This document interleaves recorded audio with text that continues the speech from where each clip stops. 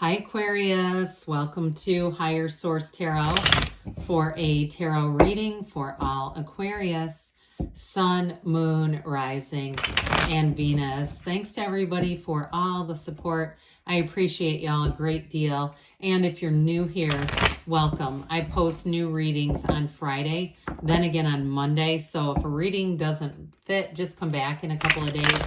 Friday's readings are always a general reading. Mondays are a different style every week. And if you like tarot and you like the channel, I'd love to invite you to subscribe to Higher Source Tarot. All right, what advice do you have for Aquarius? Sun, Moon, Rising, and Venus.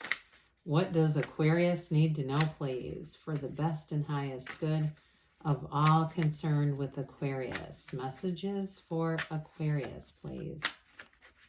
All right, we will start here with the tarot, and then we'll have the angel answers. All right, you've got the Queen of Swords, the Four of Wands. Queen of Swords has been coming out a lot. So is the High Priestess. The Eight of Pentacles, the Devil, the Two of Swords, the Nine of Cups, and the Sun. Well, I feel like they're telling you it's time to make a decision, but I also feel like it's about breaking free of something that's been restrictive. You have one of the lottery tickets here with that Nine of Cups, wish fulfillment. We've got three major arcana, which is fairly significant when we only have 9 cards. So we have Capricorn here, we've got Leo, we've got fire, air, earth going on, plus water too. So I guess we have all the elements. Well, I hear the phrase stand and deliver. What in the world does that mean? But with this Queen of Swords, I do feel like you're going to make a decision. There's information that comes in. And so if there's been something holding you back with the Devil and the Two of Swords, you're going to break free of it. And I do feel like it brings in that energy of wish fulfillment and that really glorious freedom of the Sun. And so with this, I feel like it's going to be very clear. There's no second guessing here. This is very strong in terms of making up your mind about something too. And I feel like for somebody here, if it's a relationship, because you have a beautiful relationship here, or even if it's work too, it has to do with knowing your limit. Okay, having boundaries that don't move anywhere, because this queen has been hurt. And this queen is a very good symbol or signal that you've learned the lesson that you've needed to. You don't repeat past lessons with this.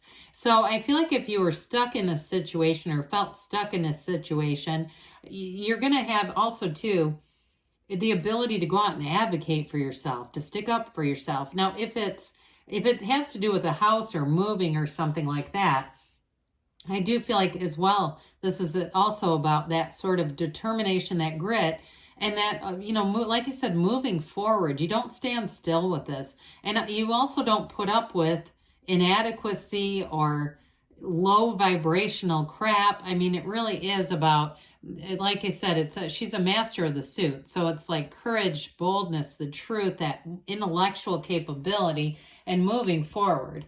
So for some, this Four of Wands, it represents a relationship. You have great energy in terms of that with this, all these three together, okay? So somebody here, if it's ending an old toxic relationship, I feel like you have somebody here who would respect your boundaries, okay? If there's been sort of this double-edged sword in relationships where parts of it were great and other parts of it weren't, I hear the word appropriate, okay? Whatever that means. I do feel like with this, it's going to be a new kind of something new. It feels like the kind of relationship you haven't experienced yet, all right? So those of you that it's new relationships, but others, this can also be work. It is the 1111 card. It is a Hindu wedding. However, it's also a symbol of freedom, of partnership, of moving forward after feeling stuck. And so this 4 will give you order. It gives you organization to your expansion. And so it's not like, there's no, what I feel like would be almost like a free fall. It's like things in terms of career, money, or even a move, they may go along fairly methodically with this. So it expands, but it's in a way that I feel like you know what's coming. It's somewhat predictable with this, but it brings you great joy.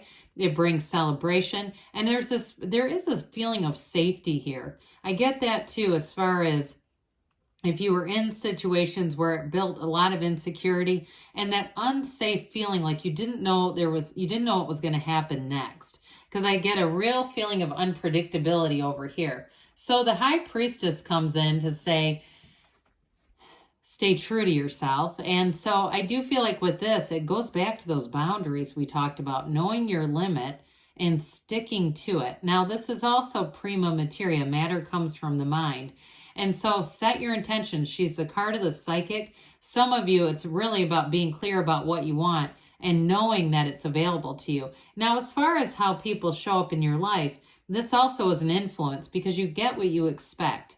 And so if you expect somebody to be disappointing or argumentative or challenging, they'll keep coming in that way. So for some, I feel like it's also using that spiritual connection to envision a positive interaction. So if you have to let go of something, because that Devil and the Two of Swords is definitely restrictive energy, it's telling you to do it in a way that allows you some, I guess, control over the situation, at least as far as you manifesting something positive, saying this is going to go well. I know I can already see this. Instead of, you know how we have this human tendency to play out situations in the worst possible ways. This isn't that. It's saying, see that, let it go in peace. See it as something peaceful, that it's just a transition. Because ultimately it is about your best and highest good. And I do feel like too, you have information that comes out that's really going to empower you. Especially with work or a move, that you're going to get information. And some of it's by using your analysis, that analytical skill of the Queen of Swords.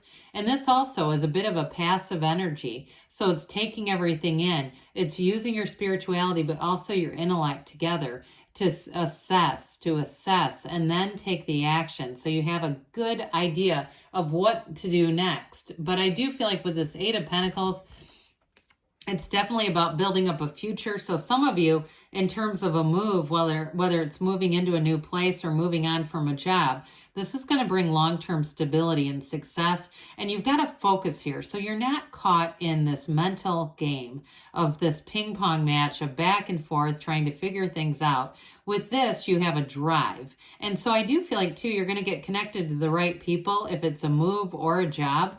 And it's going to go along pretty easily. Any changes that you're making there, it feels like a brand new beginning. And in terms of a relationship, too, I feel like they're telling you just to focus on the positives, focus on yourself, investing in yourself, because these pentacles, too, are about manifesting, and they're also about the physical body. So those of you that feel like you got out of a relationship, and especially with the Devil, hell, maybe it's a relationship with something, toxic, whether it's, and I don't mean it like it's poison, but whether it's alcohol or food or something like that, getting that straight first before we head into something new, because we don't want to drag this more low vibrational restrictive energy with us.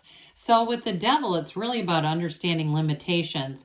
But I do feel like, too, they're telling you, especially the freedom of the Sun, it's freedom from bondage. Something that's been holding you back, whether it's been a mental obsession with a person, place, or thing. And I do stress thing if it's about the physical body, and being able to break free of a sugar addiction or some other kind of an issue where it just has limited you. I even get somebody, and I'm not trying to put smokers on the spot, but like needing to race out of places to go smoke secretly. Because I feel like with this, there was a secretive element, needing to want to not do it in front of people. Now with others of you, like I said, with a job or something with a housing situation, there's an insecure element here, something that just didn't feel trustworthy. And so I do feel like you're going to break free of this, and it's going to allow you too to learn from that darkness, that contrast that the Devil brings into situations. So the Two of Swords, again, is being caught in the middle. It's just kind of a mental mind screw. We don't want to stay here. And it's like this, I mentioned the ping pong match. One side of the table is fear, the other side is anger. And so the more we stay in this, the more resentment we build up. And so with this Two of Swords, it's time to put down those swords. It's time to walk free. Twos are about partnerships, but I still feel like it's between you and either work or house, or it may be an old relationship pattern. And it's, like I said, time to know your limit, have boundaries, and expect that those will be respected. But I feel like whoever you're attracting, They've got a 9 of Cups energy. I feel like this is wish fulfillment. So write down the characteristics. Use your intentions with that 8 of Pentacles.